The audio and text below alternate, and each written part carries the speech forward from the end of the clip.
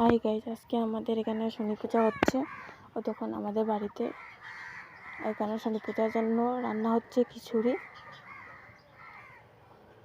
High বলো সবে।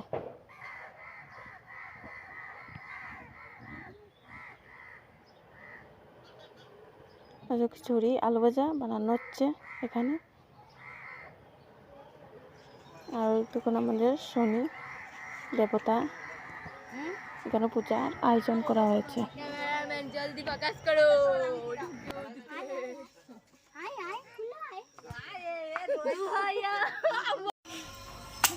বাপুদা বুঝে গেছে ওখান থেকে বুঝছি আমি মোবাইলে সাউন্ড করতে পারবো না।